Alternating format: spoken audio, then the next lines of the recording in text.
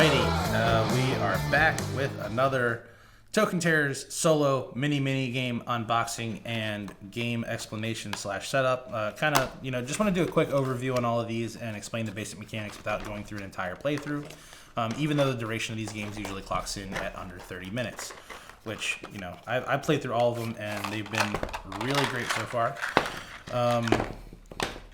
A lot of these, what was really great about the development team for all of these mini games is that there were 6 of us. I designed the Goblin game, which we're going to get to next. But while we were in the Facebook group, everybody who designed was making prototype copies of their game in Tabletop Simulator. So we would have a sounding board of 5 other designers for each game where we would all go in, play with the designer kind of walking us through, and we could give notes. And all of these games got ping-ponged around with, edits to rules, just streamlining mechanics and looking at the loop. For people who aren't, super into the board game hobby, what we refer to as a loop is what you do from the beginning and end of each round and has those things sort of repeat. You want to look for sort of a tight loop and have the game have these repeatable actions where you can sort of seek out strategy as you go through each step of each turn over and over. This time around, we have another game that came with an incredibly small dice that I've replaced with a normal 16mm D6, which conveniently enough is actually color matched green to the Elves. And this one is called First Hunt. First Hunt is made by Galen McCown. And in First Hunt, you are a, what was the word? An elfling, I think is the name of it. You're an elf who's trying to prove to the elder elves that you are ready to become an elven elite hunter. And the elves prove this by doing a hunting exercise where the elder elves drive out a bunch of wild game from the deep growth forest.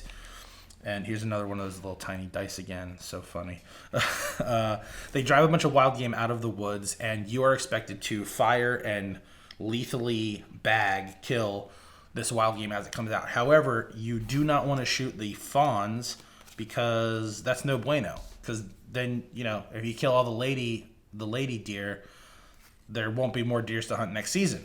So you're only allowed to kill bucks. Or if you're brave, you can try and take out the dreaded boar. So the way this game works is there are a series of double-sided forest tokens, and these all enter the board on top of the forest symbols on the upper half of the forest board here. And so this is called the forest card, and this is the hunting grounds card. And a couple notes on some of the revisions we're going to be doing. This final proof copy, like all of the artwork and everything, the colors are really popping, everything's working, but these forest tokens are actually going to shrink by about 15 or 20% so that they don't crowd the spaces quite as much.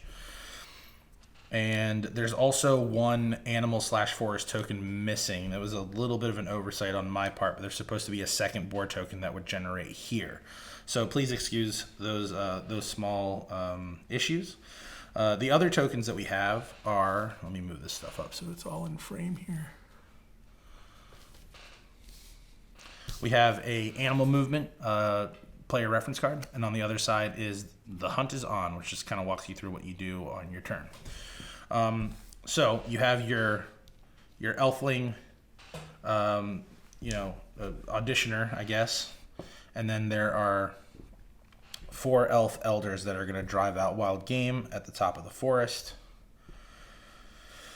And what you're going to do is before you move the elders and they start to flush out all of the animals, you are going to place, you're going to pick your shot. So you have 2 arrows and you can place both of them, and they can be 2 spaces away diagonally or orthogonally anywhere you want. So first you'll move your elf, and I'm just going to look at where the forest tokens are and try to anticipate where the wild game is going to generate. So I'll move my elf here, and then I'm going to place a shot here, and I'll place a shot here. Now, you can forego placing 2 shots and instead place a concentration shot that if anything lands on it, it immediately gets killed. But I'm not going to use that because I want to have 2 shots to throw around. So the elders are going to move down. These guys come into empty spaces, and we're going to flip over this one, and we have a fawn. Now, one thing that's interesting about this one is the way that the movement mechanics work. So we have 2 fawns. They're actually going to move through the trees, and when they hit a wall, you just rotate. You basically rotate them. I think it's like, I don't know. So I don't remember the degree amount. I think it says here 90 degrees or something.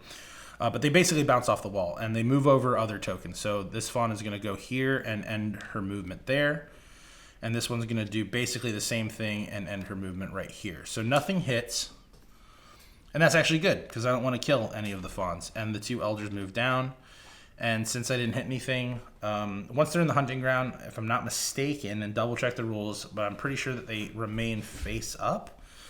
So none of this stuff hits. So I'm going to clear my arrows and place your elf on the space in the first row. Place 2 arrows within the spaces. Move the elders down, revealing animals in their path. Move all revealed animals in the direction spaces indicated. Flip them face down after moving. It says it right there. So I flip them face down after moving. Then resolve any landed shots or shock to 10 dodges, and then flip all animals in the hunting ground face up. So if they make it onto the hunting ground, they do go back to being face up. So I know where those guys are. The way that you land attacks is if they end their movement on top of an arrow, you immediately make the shot. You don't have to roll for it. If they pass over it, you roll, and you have to have a roll of 4 or greater to land the shot. And if you do, you place them to the side. Stuff that escapes gets discarded, and you just keep on cycling through these guys, and there's a scoring value that's assigned to each type of animal. You count them all up, and then there's a different rating system to tell you how successful you are. So we'll just move the elders down. Maybe we'll do the next 2 rows before we wrap this one up. Okay. Oh, wait.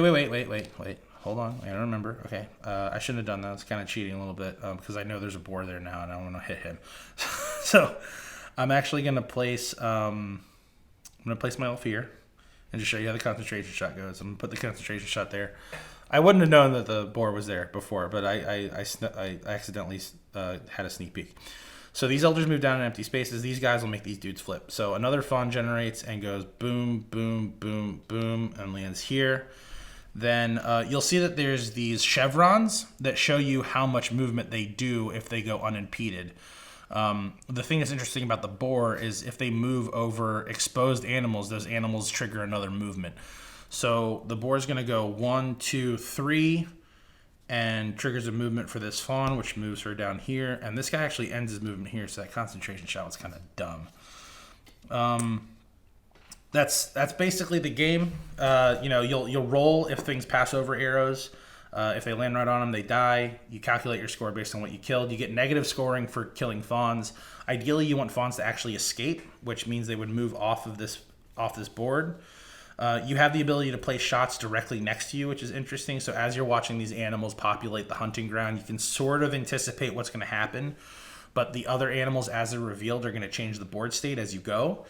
So this is kind of like a top-down shooter with a little bit of memory and a slight bit of chance, but a really good one. And also, again, like I'll show you right here. The hunting ground card actually is identical on both sides because you need it to be empty. But this top one here, Galen had a kind of a neat idea. It's double-sided, so you have another layout, but you can also just rotate it so that you technically have, like, I think it's 8 different layouts for the way the animal tokens will generate into the old growth woods. So that is first hunt, and I hope you guys enjoy this one.